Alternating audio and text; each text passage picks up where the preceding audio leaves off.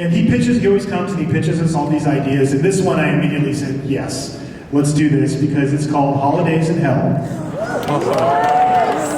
And that's the character lineup. Do you mind just explaining the basic premise behind this? Go ahead. Well, basically, the first year we did Dark Christmas, I had this idea, and it was sort of like, gee, if I ever had a chance to do a maze, what would I do? And it was the Holidays in Hell, where I could basically, every holiday, do some sort of character. And we didn't have an opportunity on the streets for those couple of years, but now that I'm doing the metro area where I did Urban Hill last year, it's perfect for this concept. And so we've got some other cool ones, but this is definitely the one that really we're excited about. It's one of those no-brainer. You know this is going to be cool. It's going to be fun. So it actually goes chronologically, right? It starts off with New Year's, right? Yeah, so in a nutshell, you're going to walk in and it's going to be a bunch of little dead baby type, like the beginning of the year, little baby New Year's for 2018 with a big giant clock, and you're going to go through and then eventually go through the entire calendar year.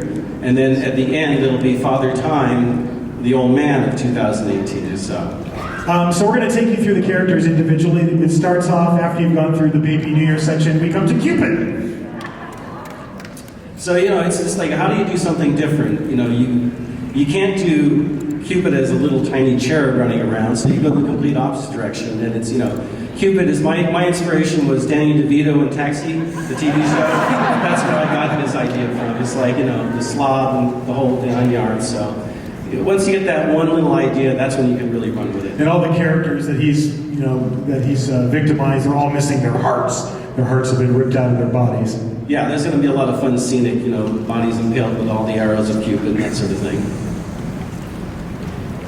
And again, Leprechaun, there is a show that we go to. Notice my spelling, by the way. Sorry, I live in Ireland now, and there is no such thing as St. Paddy's Day. It's St. Paddy's Day with 2 D's. I'll use that. Yeah, just an important historical fact. There is this show that we go to in St. Louis called Transworld, and it's like this gigantic Halloween convention for anything you can think of. If you want to put on a haunted house, you go to this show and it's all there. Not just costumes, masks, but every fog juice you could think of, and lighting, et cetera, et cetera. And there was a lot of leprechaun masks. And my whole thing was I took pictures of every leprechaun mask there, some awesome ones, some not so great ones, and I said, okay, what can we do that doesn't look like these? What little twist can we do? And so hopefully this guy's going to look as cool as he does in the art, because I think this could be pretty neat too. I'm personally afraid of him. And then the Easter Bunny. Easter Bunny, and again, the idea was like we've already done the Bad Bunny, which was basically a guy in an Easter Bunny suit. Well, why don't we do the real Easter Bunny? So it's going to be as if the Easter Bunny came out of the grave. And you can't really tell in the art, but he's actually got a half-exposed rabbit skull, which would be kind of fun. I like that he has little bunny slippers, though. That's a nice touch. And again, that's one of those things where we didn't know what to do for feet, because there's not a guy in a suit. We can't give him boots or shoes. So the inspiration, what else? Bunny slippers. And then we come to Cinco de Mayo. And again, it's just sort of like, trying to do something that's cool without being, stupid about it, and a cool thing. So the Ballet Folklore, I think is the way to say it, is the characters, the next one, the dancers, so it's going to be that sort of look. And the scene that we're going to do is going to be pretty cool. It's going to be the Lotteria car. It's all done. It's kind of visually kind of a return to La Llorona a bit. A little bit. 4th of July.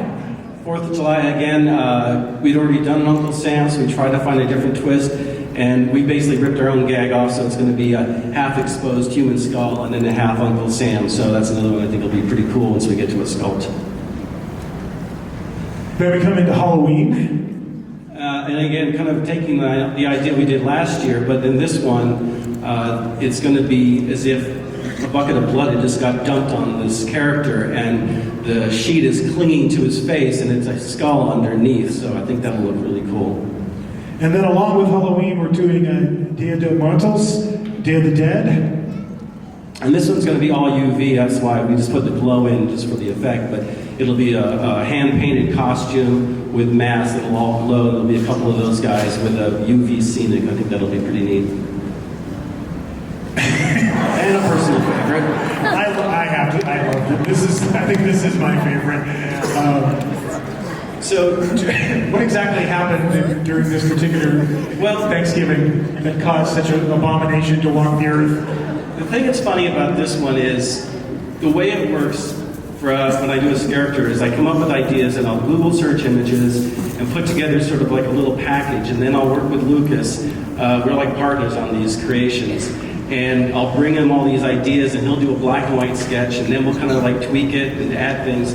So for this one, we were having some difficulties really coming up with something that didn't look silly. You know, it's a big turkey. I mean, the potential for silliness is high there.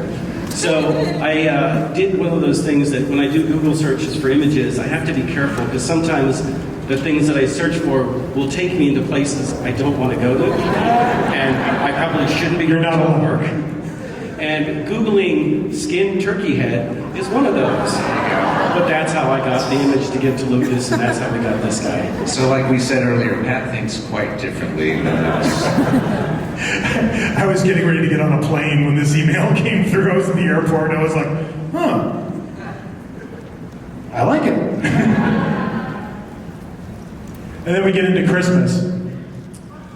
Christmas, another elf, you know, again, we try to find a way of making this one a little different. So instead of this your leering elf, this one is this sort of strange mask that's got these weird goofy eyes. And just again, just trying to be a little different from what we had already done. And this is another one of those departure characters that I particularly like, Mrs. Claus. Yeah, we thought, let's not do Santa. We've done Santa, everybody does Santa. Let's do Mrs. Claus. Let's represent equally and let her be in charge. So that's another one that we had a lot of fun designing and finding reference images for. I like that her weapon is a rolling pin. And we're bringing back Krampus, but different. Yeah, this is our rock and roll Krampus. It's funny, when we did Dark Christmas in 2014, and I was saying, hey guys, Krampus, and you know, kind of knew about it, but the only reason I knew about it is I had a really cool book of old postcards I bought at Wacko in Hollywood. And I'm like, oh, this could be really cool, but finding reference images was tough, and finding anything like off the shelf was impossible. It wasn't out there. So we're doing it this year, and it's completely different. Everybody and their mother's got a Krampus mask. They're everywhere, and it was like, how do I do this that doesn't look like something that everybody's seen? So we tried to like, okay, let's make it like, you know, if Krampus was the lead singer for Judas Priest, what would he look like? Hence. And last but not least, we have Father Time as a still walker. And this one I just wanted to call out, but the process is great, because we finished this drawing Friday, 2 days ago.